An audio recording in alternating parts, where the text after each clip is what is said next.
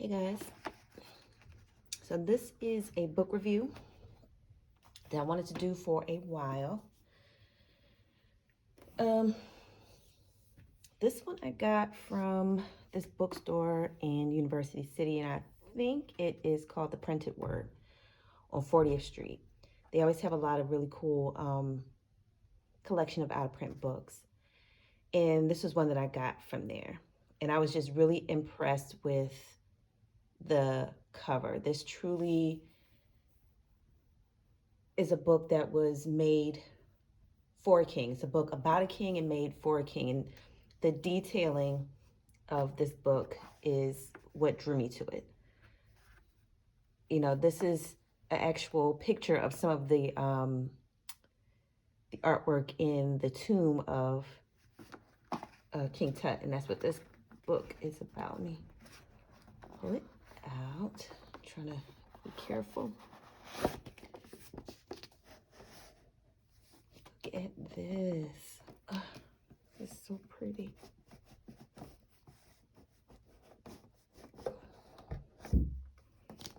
Like I said, this is the cover that it comes in.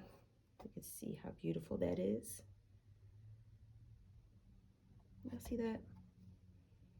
I was so impressed. I was like, this is beautiful. And this is the other side. Like I said, this is from actual pictures inside the tomb.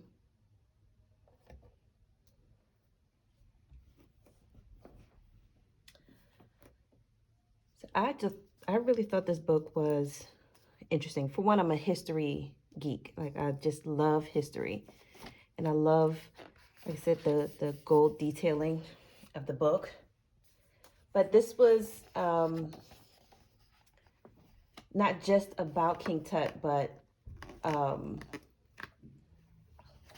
again, the legacy that was left behind, and a time that it was left behind, and how,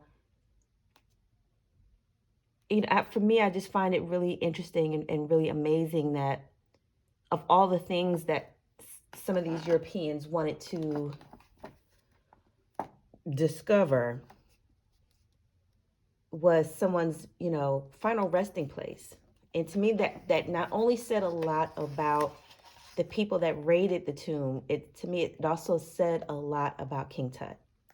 Because there are like places in this book where they talk about how, you know, there were certain rituals to be done during a funeral or during a person's death to kind of balance out their karma, or like really these ancient Egyptians like really thought that they could do some rituals and cast some spells to get like people's karma off of them before they died. But clearly, I don't know if, if that worked. If, you know, you die and then eventually people come and raid your place of rest, like they come and take your wealth and disturb the place where your body and your soul is supposed to be resting. So that's what I found interesting about this book, in the life of not just King Tut, but the people that raided his tomb. And that's really what I want to get to, because like I said, the beginning of the book is about the discovery, the fact that people realized through mythology, word of mouth, legend, that this man had a tomb somewhere, and how, you know, people, you know, got up the money because they knew they were going to find money. Like there was a chance that they were going to find a lot of money. So there was capital put up to even start this expedition in the first place. And a lot of legal battles and legal squabbles and who can take, you know, these things, and just a lot of mess. And a lot of these people that raided that tomb died, you know, and people can say, well, you know, well, it's a coincidence, people die. But, you know, then you have other people saying that it was the curse of King Tut that killed this man. You know, who's to really say? But again, it's like I said, you know, people can say that it was the curse of King Tut. But again, if the correct measures were taken and to bury this man the way the ancestors said, his tomb, I don't think his tomb would have been raided in the first place. And there's, like I said, there's a lot of back and forth in you know, these spiritual communities, you know, about our ancestors. But clearly, not everybody was doing everything the way they should have been doing it. And especially in the time of Egypt. I really believe that Egypt was the fall of man, and where we just went left and went wrong with a lot of things. And King Tut was no saint. This man was far from a saint. You know, he I recommend getting this book just so you can read the life and times, and these are the people, um like I said, that came to visit the tomb, and you know, took a part in documenting and also stealing these things. And this is history. These are artifacts and histories that our ancestors um, created. But again, you know, at some point in time, when you go against certain things, there's at some point in time, they come back to you, and you have to make these things right. Because, like I said, it's a big deal. It's you know, just like the same way you wouldn't want somebody to rob the grave of your grandmother, your grandfather, or any family member that you truly love, to find out that somebody robbed and disrespected their gravesite is a horrible thing. And this is something that happened. And just because, you know, this is an ancestor that had been long past, you know, still doesn't make it right. Now, why these things were hidden away and not passed down is still, you know, there's a lot of speculation there too. But that's something that I always wondered about, like, because the things that they found in some of these tombs, I'm just like, my goodness, like, it really, part of it is for me also, is like looking at some of these pictures, you know, gives me like a portal into time past. And like I said, if you look at some of these pictures, it's truly amazing the things that have been left behind. Like just a room full of like old furniture and statues, and like I said, a lot of this stuff, this was his tomb, so a lot of this stuff had to do with funeral beds and things like that. But it's still amazing. Like I'm the type of person, like even now, like if there's an old building that's going to be demolished, like I really want to look through it before it gets demolished. Like you just can't. I don't know. There's something to me about history and the importance of it. And I don't know. Like I said, it's just amazing just to look at these things and know. Like some of these are in color, but these black and white ones are still amazing. Like just to think, like, you know, when you look at the detailing and this and things being made out of gold, and it's like, how did our ancestors really live? It's just, I don't know, for me, I'm just amazed by it. And I look at this book and I go through it quite frequently because, like I said, to me, it's just like a portal into time, an ancient Egyptian time. And like I said, I'm not the type of person to glamorize ancient Egypt and try to change my name to these like weird ass Egyptian names. There's a lot of fucked up shit going on in Egyptian times. It's like it's a lot of fucked up shit going on now. But I do find it fascinating, and it kind of helps like to give me an insight into exactly what was going on. But I want to try to get to, and I don't know, just like looking at these things, like, because a lot of this art wasn't just art, it was supernatural, which is another reason why I wanted to review this book. Because you know, you never know what looking at this might do for somebody's psyche. Like there might be a psychic connection that somebody might, looking at this video, you know, tap into. But they found this man's coffin. It's like, I don't know, man. This shit is fucking amazing. I'm still geeked out. Like I said, I've had this book for years, and every time I open it, I'm just like geeked out. Like, oh my fucking God, look at this. If you're not amazed by stuff like this, I don't know.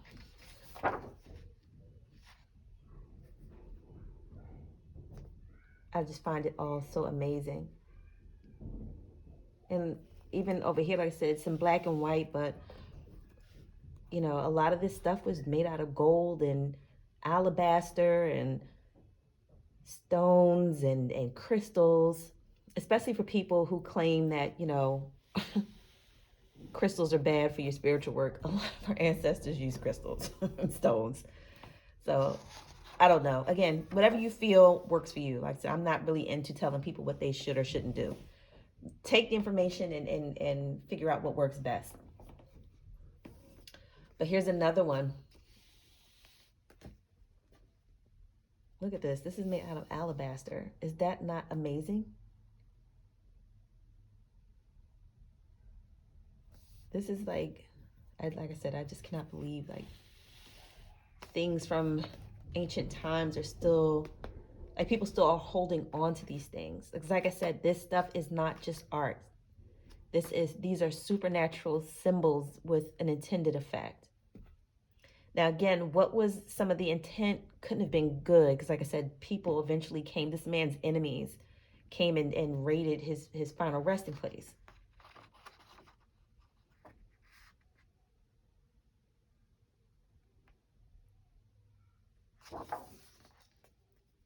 Look at this beautiful statue. The goddess Nephthys. Or Nephthys. However you pronounce this, bitch. You know, I don't know. I can't say shit right. But she was supposed to be protecting his shrine.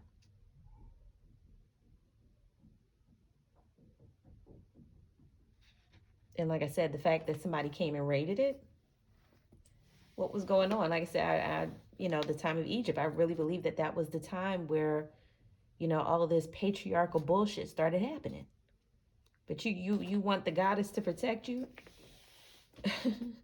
but you fucking her over. It's not how it works. Your shit is gonna get raided. Your shit is gonna get stolen. Your shit is gonna get disrespected because this is what you do to her. Let's keep going. Let's keep going. Let me see if I can get to. Like I said, it's an interesting read. Like I said, they go into the money that was raised, the capital that was raised, the intent on and who, what family did this, the Carters. But let me see if I can get to, here we go. These beautiful pictures in the back, the actual tomb.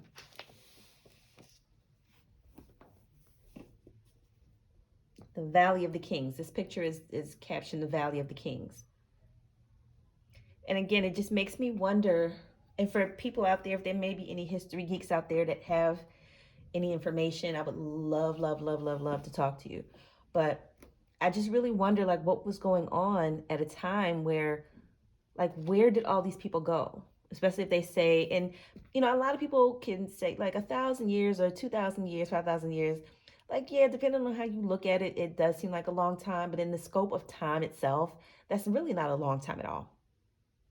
And it really makes me wonder, like, what happened to the culture and the people of a time like this?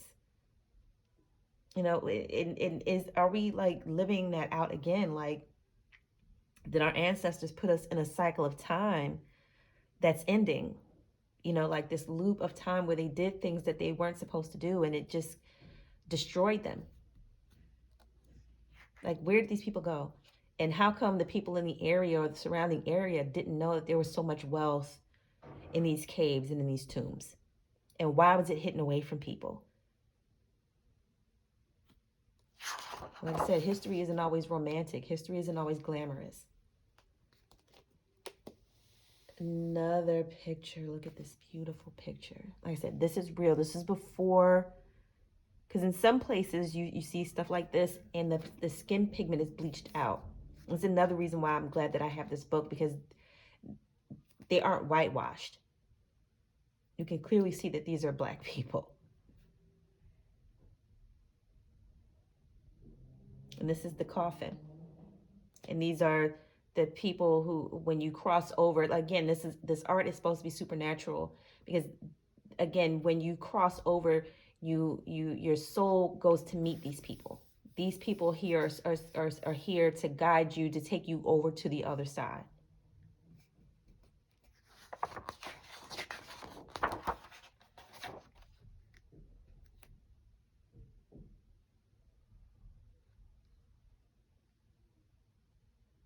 And this is another wall of the burial chamber. Like I said, all of this was, you know, symbolic of what was supposed to happen to your soul when you passed on and who you were supposed to see and meet. Look at this. This is amazing. Excuse me while I geek the fuck out. This is amazing and beautiful.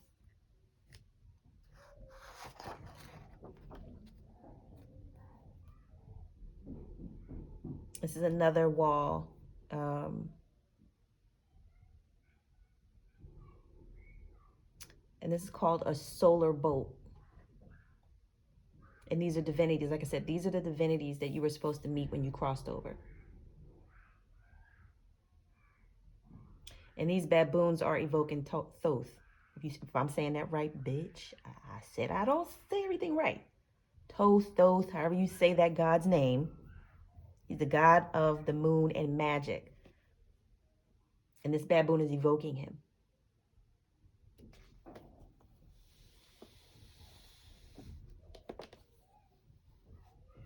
And over here,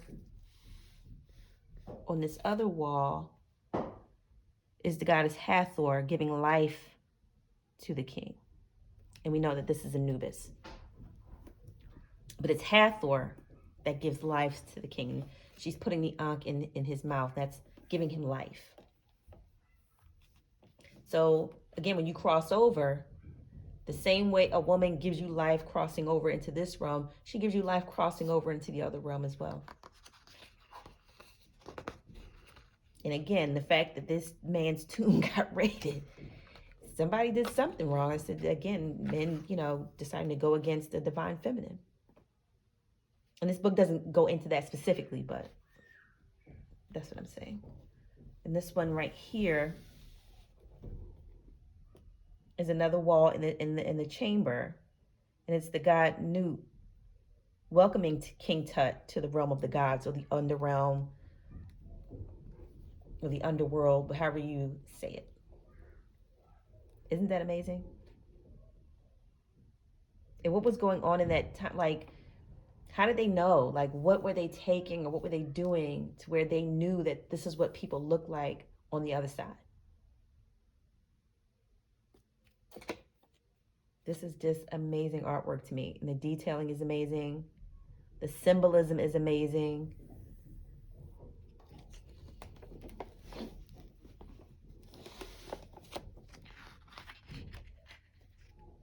This gold mask is just timeless. And I remember watching a Bobby Hemmett video, and he was saying that people were looking into the eyes of this mask and having a spiritual experience, being transformed, feeling called to something. Isn't this beautiful? Look at this. This is like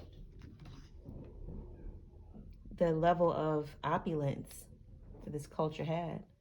And unfortunately, like even in today's culture, like where there's opulence and, you know, wealth, there's just weird behavior that goes unchecked. Like people get to a certain level of wealth and power and it just kind of corrupts the mind. And I don't think there was much difference here.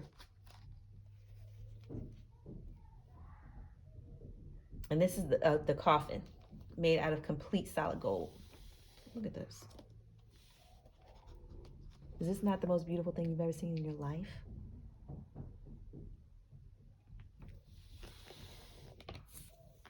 Look at the detailing of this. I think I can bring it a little closer. Look at that.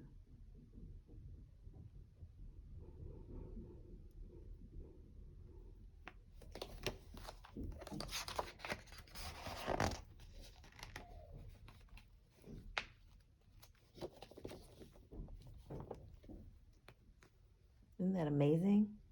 Just the detailing. Look at the bead work in this.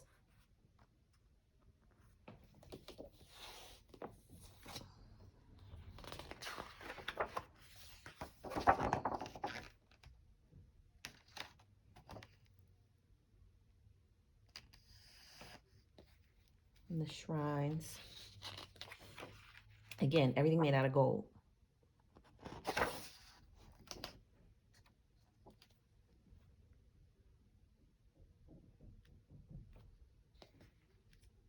And these symbols, it's like I said, the symbols on these things, again, everything has meaning, has supernatural meaning.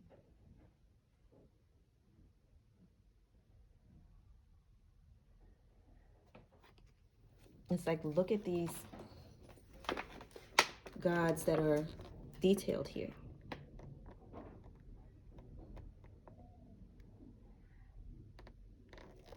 Gods and goddesses. Isis. Nephthys. Women guarding the gates.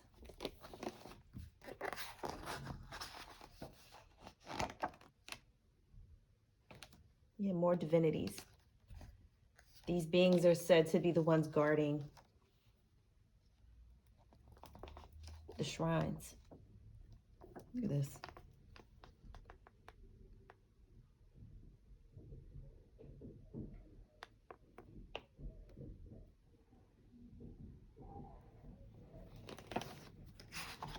If y'all hear my neighbor's kids, don't mind it. And this is, look at this. This is, again, Thoth, the god of magic and wisdom. You're telling me that this, look at this. This is what they're saying this god looks like. Look at this. Can you believe that?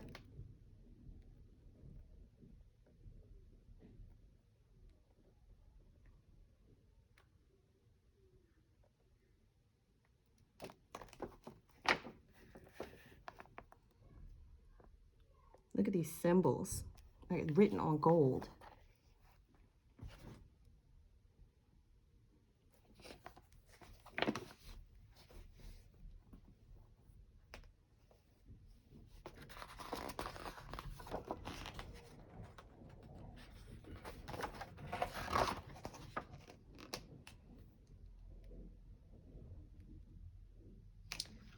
Yeah, this is amazing.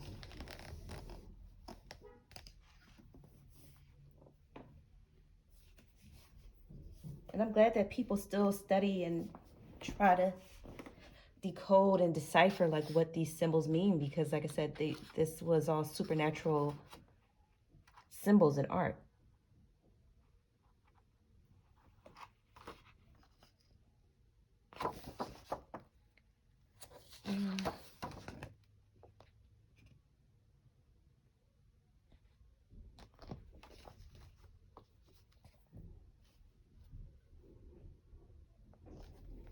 Look at these gods and goddesses. Osiris, Lord of Eternity. Look at that.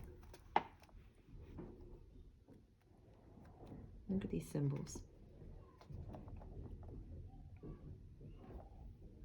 And this is gold, pure gold. But it makes me wonder even about like our funerary rites today.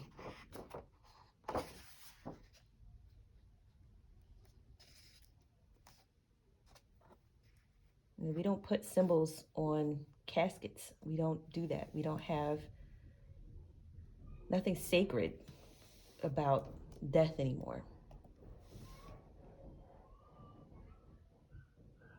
Like I said, and this is him in the underworld. Like this, like just look at like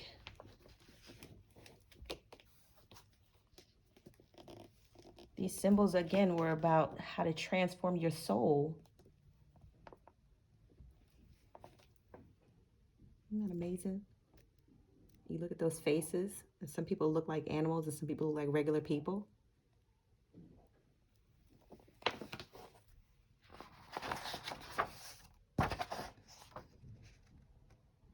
And it also makes me wonder to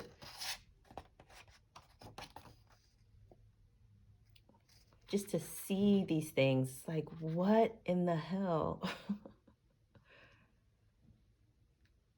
Like the regeneration of the sun gods and these interesting beings. Like if, again, when you look at these things, it's like, what were they doing?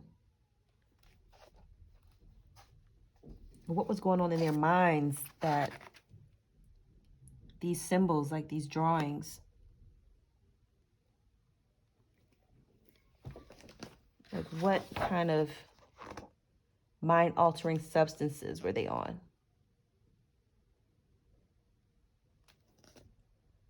To where they symbolically could describe what the process of life and death look like. Amazing.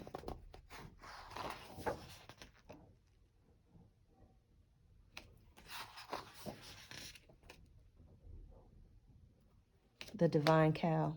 All these things had special meanings. This is just, like I said, every time I open this book, this is just amazing to me.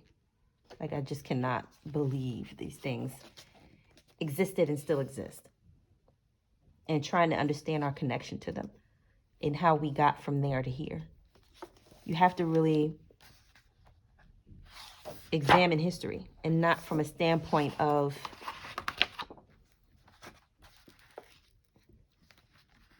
people have it all right. Sometimes you might go back in history and realize that sometimes we might have had it wrong. And this was King Tut as a child. This was the painted head of King Tut as a child.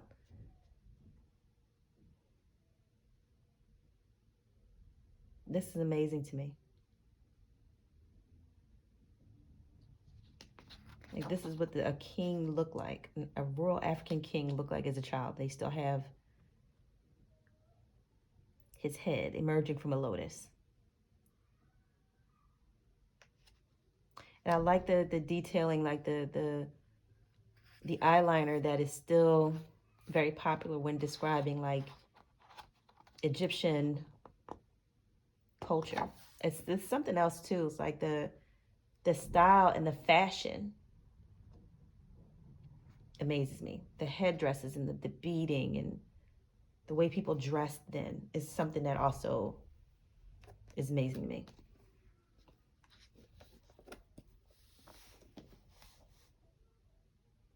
He had so many statues and effigies of himself. This is a pendant.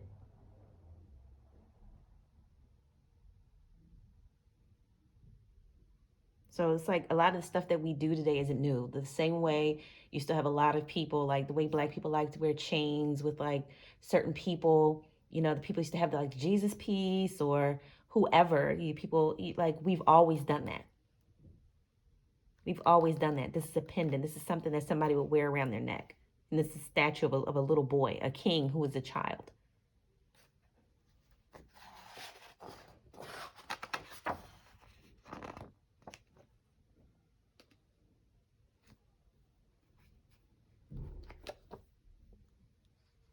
And this is another statue of the king. And which it's another thing too to keep in mind is that a lot of times in these times, if you notice, it's hard to tell. It's not really completely clear if this is a man or a woman. Think about that. There's something else about that time too. There were a lot of intersex people, and that was more of the norm then than like male female. This could very well have been an intersex person, fully female, fully male at the same time. All sex organs accounted for. It's very possible.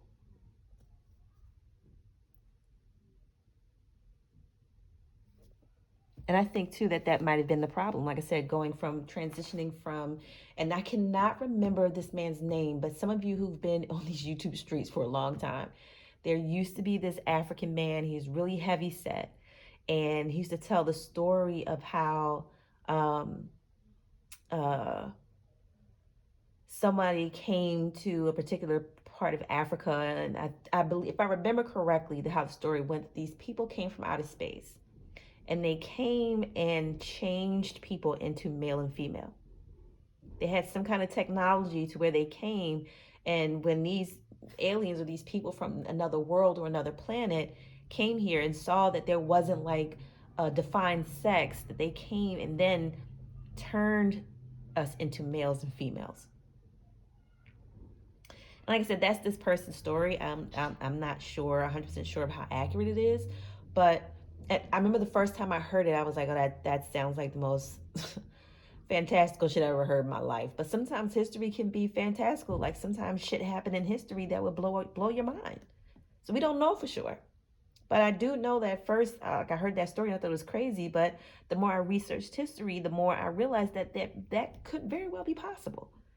Like I said, when you look at a lot of these old statues of people and you look at how they looked and how they dressed, and it's very androgynous, and the bodies of these people are very androgynous. Like I said, you look at this as a king. Now we know with other African royalty, some of them were changed. They didn't have necessarily a title of male or female, and there was this push to go back and then erase or change the history. And how do we know that king was even a masculine word? How do we know that this isn't a female? Just food for thought. Just things that I think about when I'm looking over these things. Like I said, I'm looking at some of these statues. Now, what's crazy is that this is a goddess carrying the king. You can't tell which one looks feminine and which one looks masculine. You can't really tell. I don't think that was a thing. I don't think anybody cared about what somebody's sex was. It was different. It was beyond that.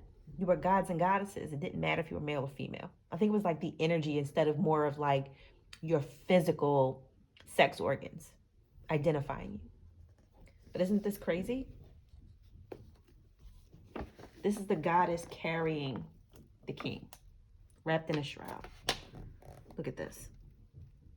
Now, doesn't the goddess look a little bit more masculine than the king? Like I said, you just don't know. You just don't know by looking at these pictures. They don't give you, like I said, a different time.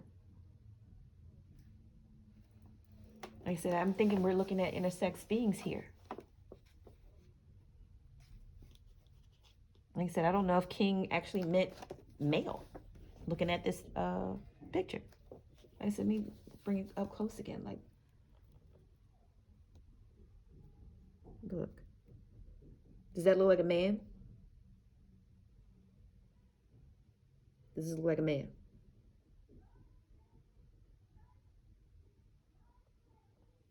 Could be, could be not. Could be both. Could be male and female. There's so much about history that, we don't know. That's still coming out.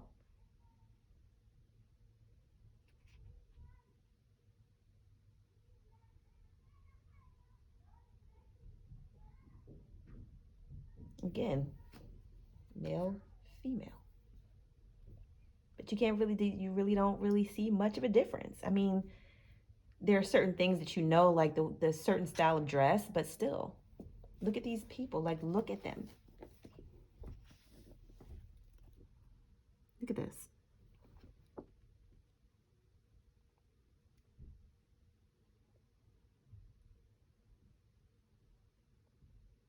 Tutankhamen and Ankhesenamen.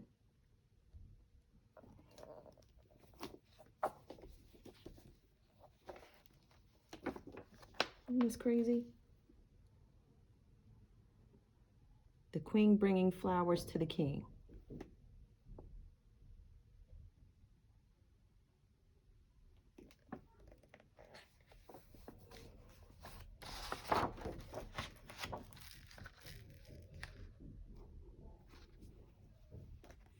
Look at this. This is another reason why I love this book. Sekhmet is another one of my divinities, another goddess that I just love the cat people. And I've been drawn to Sekhmet my whole life. And this is a couch. This is a burial couch. Look at this.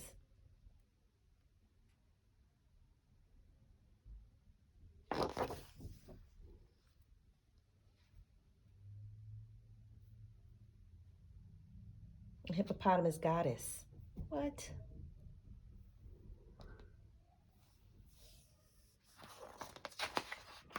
This is always amazing to me. Like, just think about this. Like, our ancestors sat on this couch. This is a couch. This is the shit that our ancestors sat on. Look at this. Look at this. This is the type of things that our ancestors sat on. And the fact that this is a couch and it's not all like fluffy and it doesn't look soft, I really want to say that our ancestors did not spend a lot of time sitting down.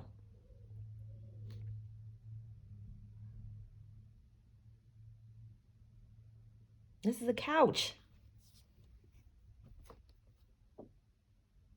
that our royal ancestors sat on.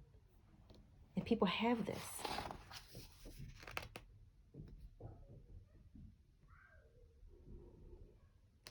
And this is another life-size statue of King Tut. And it said that he wanted this statue to be as black as his soul.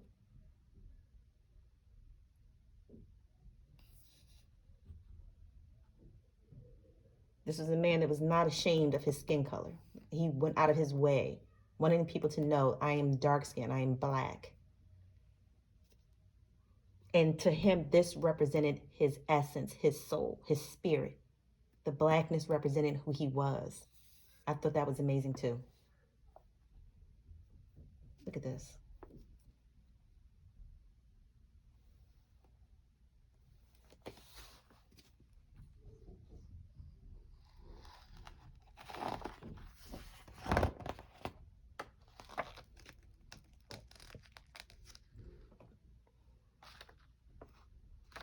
Well, it says the keys to eternal life. But like I said, we went wrong somewhere. We went wrong somewhere. And like I said, for me, the gendering of our gods and goddesses, and then the turning on the feminine part of the gendering is where we went wrong.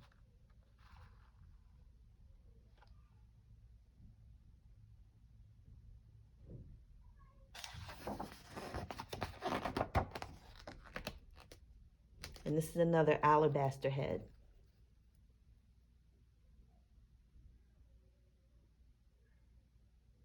And this was something that you were supposed to put on top of this chest made out of alabaster.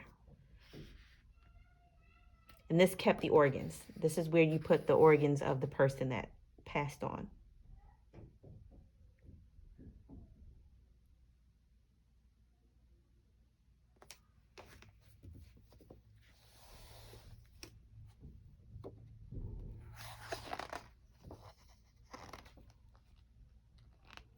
And they put gold over his fingers.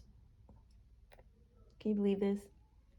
Not only did they put him in a gold coffin, they covered his fingers with gold.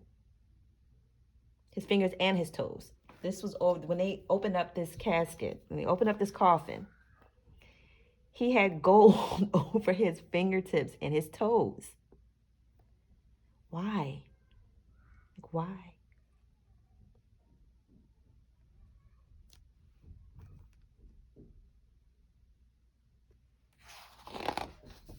I really wonder, like, why was that necessary? What did that mean symbolically, spiritually? What did that mean?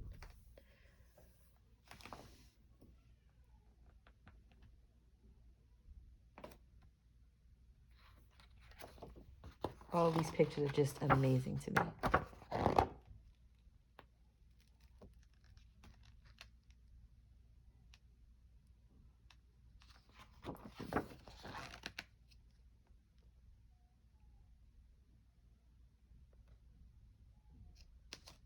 This isn't, according to this book, this isn't King Tut. This is a tomb.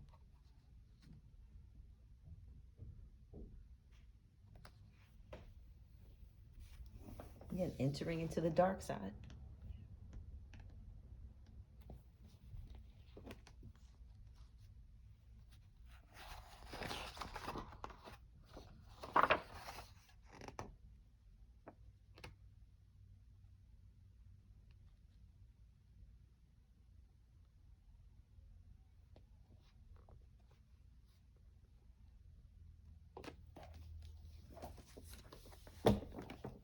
Look at this again.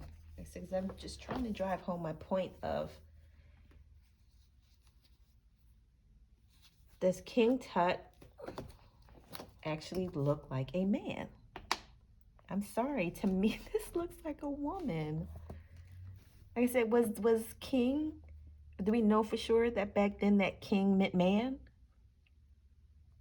How do we know that King just didn't mean royal one? Like, to me, like looking at the shape, like looking at the features, this looks like breast to me. This looks like the belly and shape of a woman that may have even had children. Look at this. So y'all tell me I'm fucking crazy. Look. I'm sorry, this book is heavy. Look. Look at this. How do we know that that is a woman? How do we know that this isn't a man? I mean, that this isn't a woman. Look at the features. Those are breasts. Let me see if I can find any more. That's supposed to be King Tut? Okay. That's Queen Tut.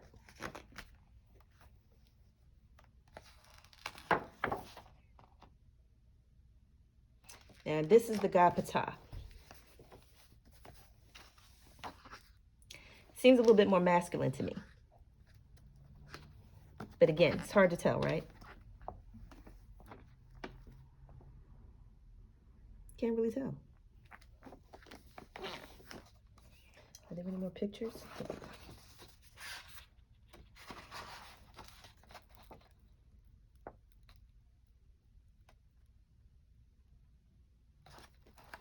Yeah. And it's easy to think, like I said, you put the word king in front of something, you just automatically assume that this is a man. We don't really, I just don't believe. I believe this may have been an intersex person. I don't think that this was just all man.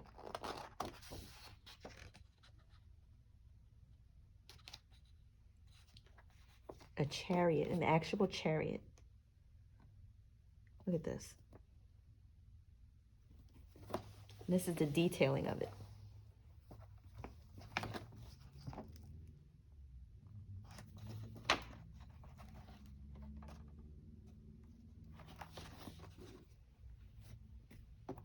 Our chariots are still around.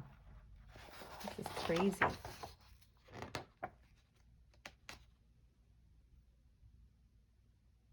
And this is a footstool showing the enemies of Egypt, which is also an interesting thing to do for people who practice. If putting an image of your enemy on a footstool or on the bottom of your shoe or in your shoe is old magic. Look at that. And this is another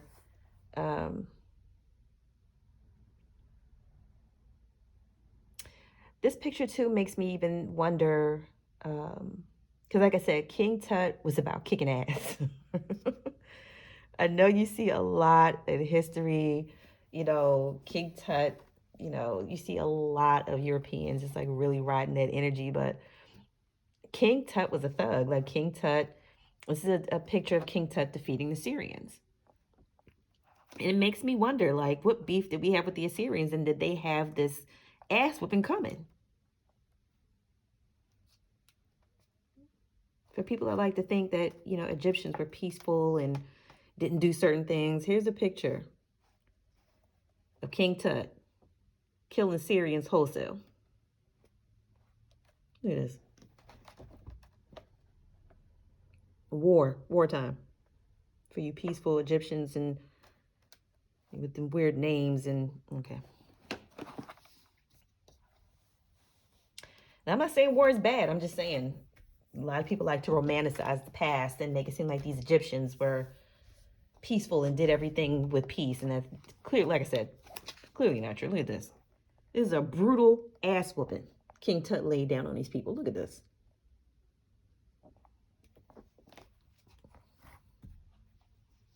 Hunting and warring.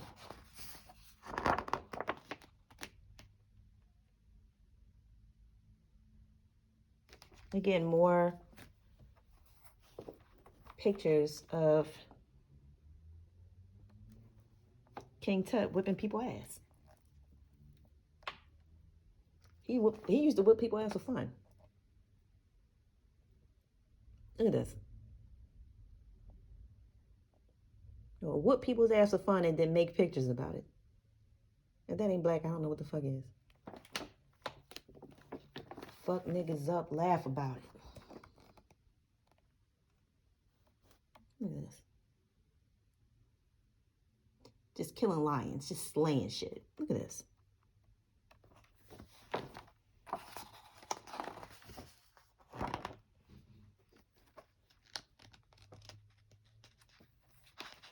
Look at this. Nigga took his weapons to the grave with him.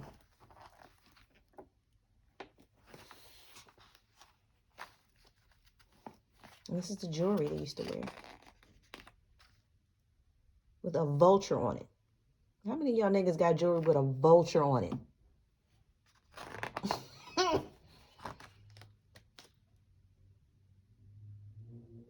Look at this neck piece. Look at this. I would love to wear something like this. I wish I could get this. I wish I could get my hands on this. I would wear it.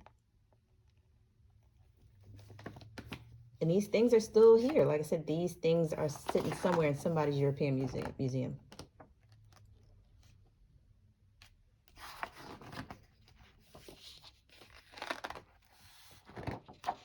Look at this. Who wouldn't wear this? There are people that recreate jewelry that looks like this now.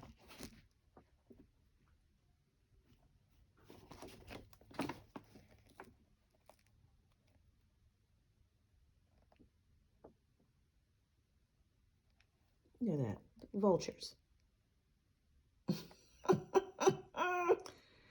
To put vultures on your shit is crazy.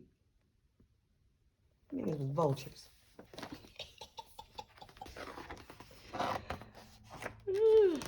I know the vulture has symbolic meaning. Look at these earrings. Again, these were the king's earrings. Look at this. Bitch, I hate earrings like this in the fucking 90s. On God, I had these earrings in the 90s. Look at this. Earrings. Which brings me back to my point. I don't know if King Tut was a man. I'm just saying, I'm showing y'all the nigga jewelry. I'm showing y'all. Don't argue with me. Argue with the fact that the nigga had earrings.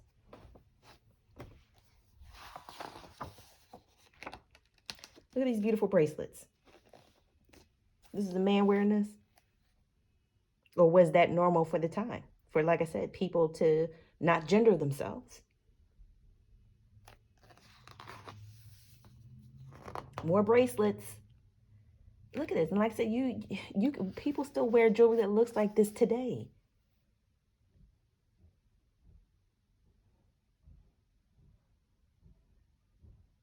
Look at these bracelets. With crystals and shit in it.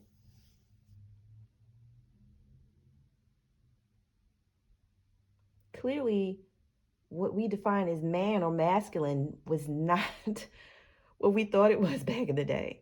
Clearly. Clearly.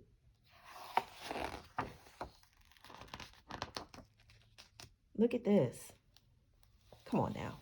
This don't look like no Dipset shit right here. Come on. Come on. Nigga shit is nigga shit, and we've been doing it.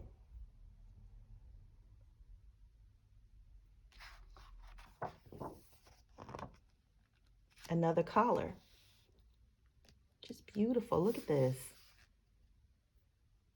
And this stuff is still here. Like, it's still here.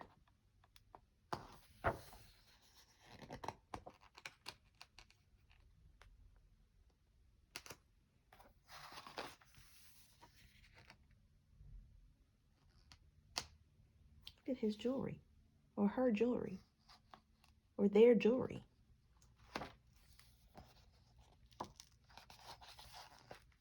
This was his throne or her throne and footstand.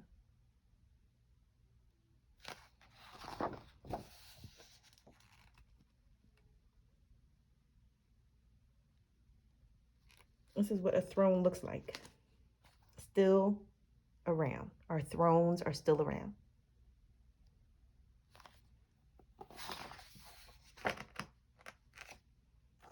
This is amazing. Look at these headrests. This one's made out of ivory. This one's made out of lapis lazuli. This is what they slept on. They put their heads on this to sleep. Isn't that amazing?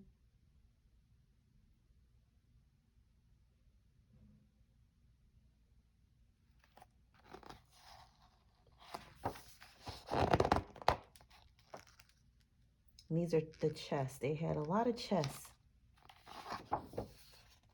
This is all beautiful. I would love to have some of this stuff. This is amazing stuff.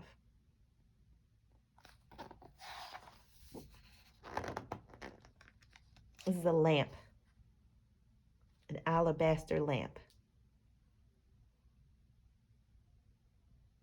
I don't know what they put in it to make it light. I don't know.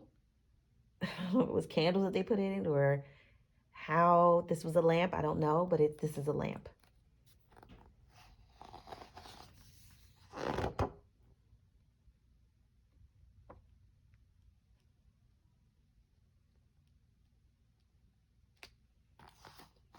This is all just so amazing.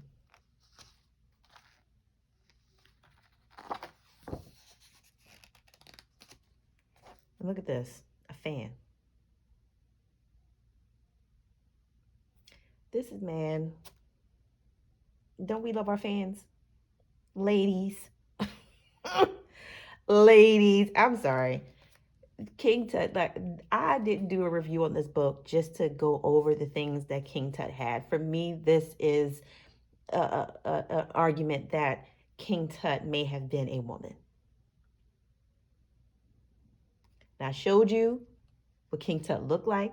I showed you the bitch earrings. I showed you the bitch fan, her bracelets, necklaces, earrings, the way she dressed, the body shape. I'm just saying, look, sandals, look at this. Look at, somebody come here and look at this. I would buy sandals like this right now. Look at this.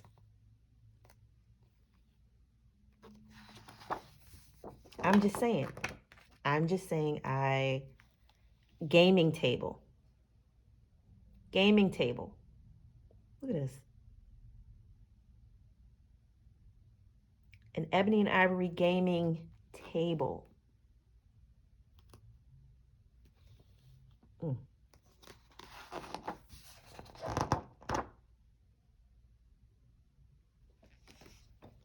And this is a mirror case.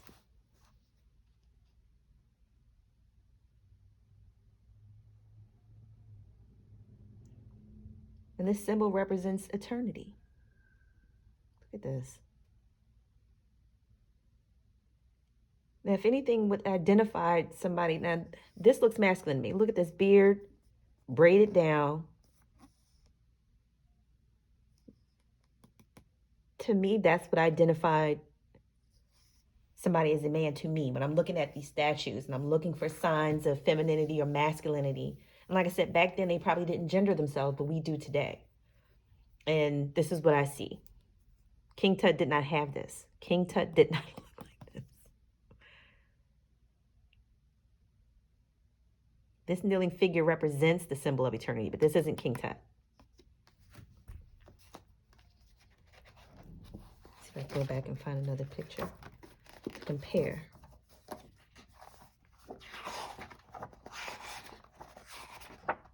Look at this. I said bare-faced.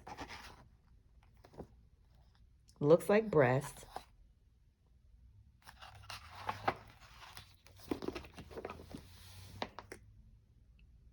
See the difference? And they all dress the same, so it's hard to say.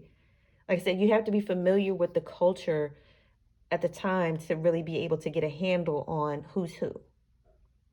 because men dress a certain way, and not all men, but how you dressed had really to do with like hierarchy than gender. It had more to do with your role in society than it did your sex. So keep that in mind too for people, you geeks like me that like to research this kind of thing and look back into history. Keep that in mind. Don't just go by looking in the title king or queen, because that might not mean anything. Just because it says king or queen does not assign a gender role to somebody. Somebody could have been king and been a female. Somebody could have been a queen and been a man. Like I said, they switched up a lot of things in the time of Egypt.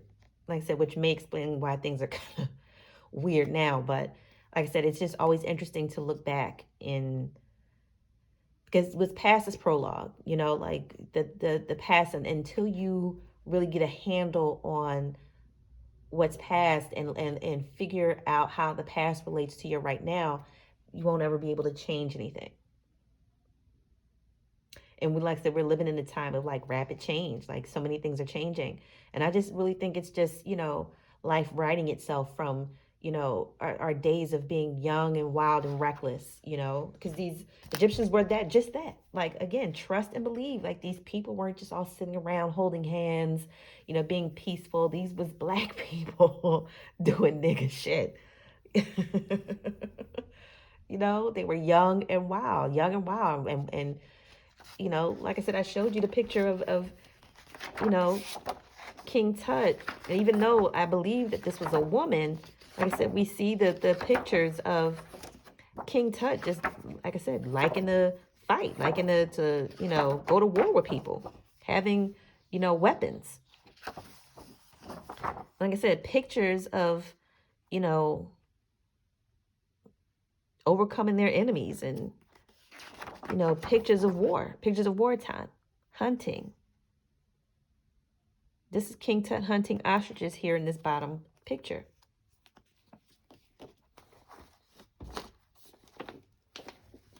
And again, looking more at these, like, look, does that look like a man? I'm just saying.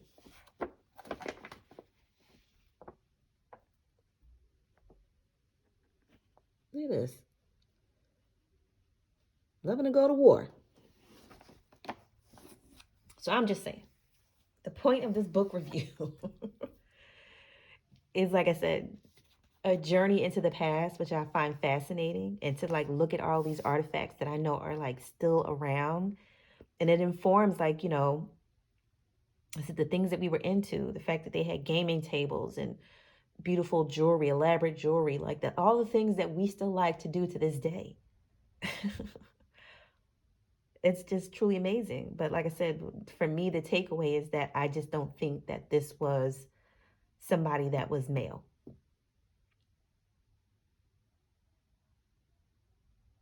Whoever she was a tough ass bitch. She kicked ass. This bitch liked to fight. Look at this. King Tut was known for whooping a nigga's ass. Like I said, this is him defeating the fucking Syrians. And the Syrians ain't never been nobody that you to fuck with lightly. And look at this bitch. killing niggas wholesale. This is amazing shit to me. Look at this. Assemble the crew. We ride at dawn.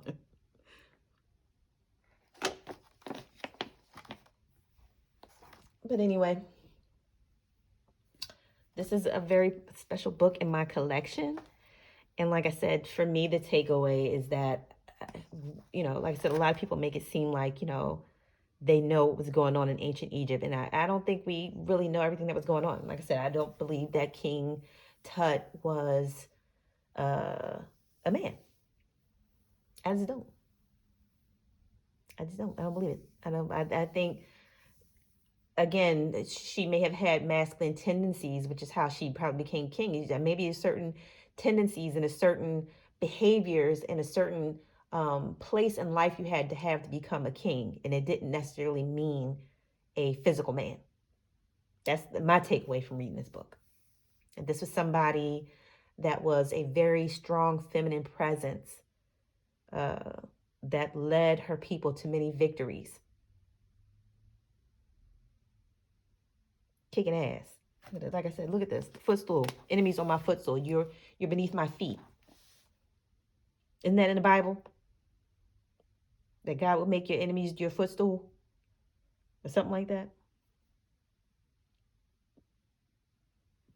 Look at this. Sorry about the shadows and the light. You can also invest in this book yourself. Like I said, this every time I open this book, I just feel like I'm transported back to the past. But like I said, there's an interesting story in here too. Like I said, about the the people that even ran this expedition and how they had to, come up with money and all the trouble and bullshit they had to go through to even raid this man's tomb. They paid for it, but it's just really interesting to me too of like I said, where these people went, where this lifestyle went, where this culture went. And like I said, I don't believe that this is a man. I'm sorry. Y'all can disagree. Because we see this here on the gold mask. Like I said, I think this just represented a masculine. On the mask, it just represented her station as king. And not that she was an actual man. But like I said, that was, the times then. It's different now. But invest in this book. I got it. In this book, it says $60. But at the time, I'm pretty sure I got it for $25 from the bookstore, which I'm glad I did. Like I said, this is a beautiful book. Like I said, with the gold pages, this is a book fit for a king. This is a book fit for King Tut. And the beauty, like that's what comes across too, that King Tut appreciated beauty and elaborate things and beauty. And that's, that's a feminine trait. For her to have so much beauty around her. Like I said, for me, this is a woman that I'm looking at. And I know that the mask isn't her, but the mask was made in her image and her likeness. And this looks like a woman to me. And this braided beard just to me is symbolic of the fact that she was king. Not that she was an actual man. And just to look at all of these artifacts that are still around, like the things that our ancestors created thousands of years ago, their furniture, their jewelry, the things that, their headrests, their footstools, their chairs, their chariots, like these things are still around. That's what's amazing to me. And I have a piece of it through this beautiful book. It's another reason why I like books. To me, books are portals. But that's my review. I recommend, especially for people that love history and have questions and try to get a little bit more insight into the past. Because to me, like I said, that helps to inform and transform our present. But The Gold of Tutankhamen is a great read, again, for you history buffs. And not just about history, but for also people who are into magic and the occult and having something you can look at these ancient symbols that were, like I said, supernatural. And maybe, like I said, it might spark something in your mind when you look at them. You might find, different revelations come to you when you look at them. But anyway, that was my lazy book review. Like I said, you can probably find this book online. You might find it on Aid Books, Thrift Books, Amazon, or your local mom and pop bookshop is where I get this from. Like I said, I like the Amazon and Thrift Books and Aid Books is fine when I can't find something at my local mom and pop bookstores. Most of the books that I get come from little mom and pop shops here in Philly. So support your brick and mortar bookstores as well as online. But yeah, The Gold of Tutankhamen. Thanks, guys.